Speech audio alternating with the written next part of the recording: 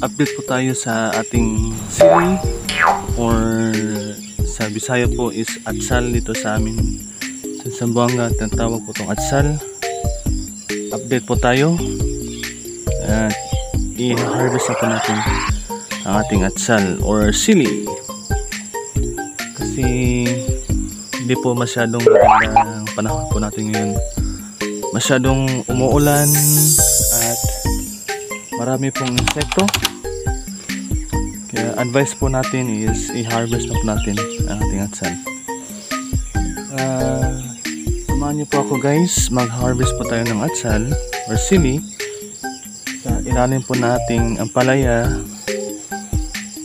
Tingnan niyo po ang ampalaya natin, hindi na po siya okay. Marami po siyang insekto.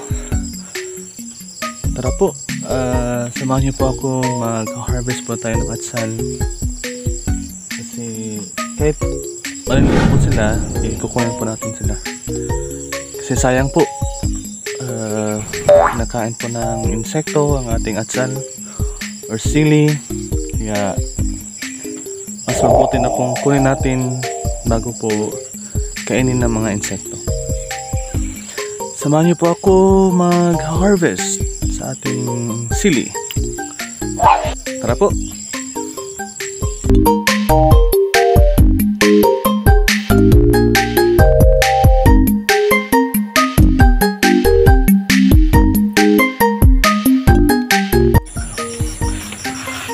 Based po sa experience ko po, hindi po maganda ang ating palaya kapag umuulan.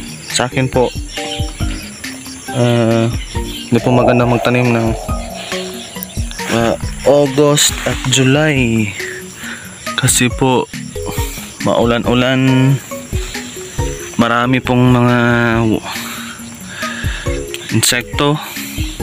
Yan po, maliliit lang po. Kukunin na po natin to, kasi yan po,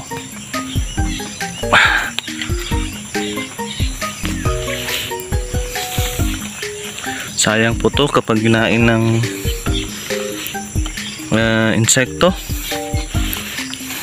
Hindi po natin to magagamit, kaya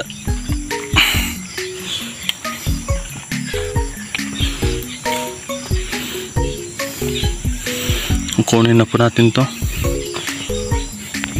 Marami sana siyang bunga, kaso yan po, yan po ang insekto ng,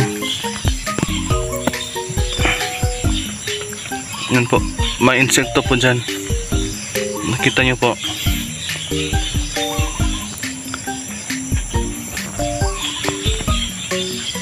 Kaya po hindi po siya masyadong lumalaki.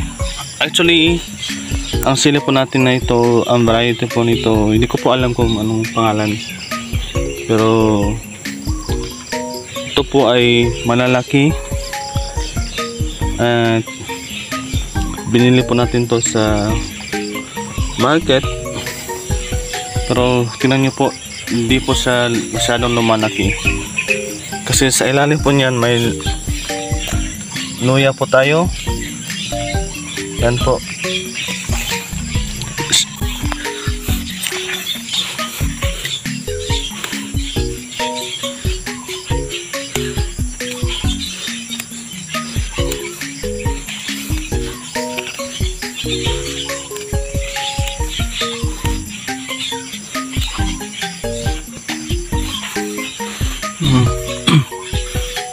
Meron pa po doon.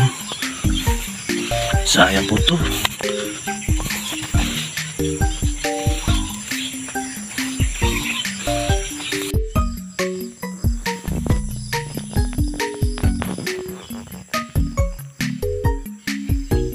Subscribe to my channel.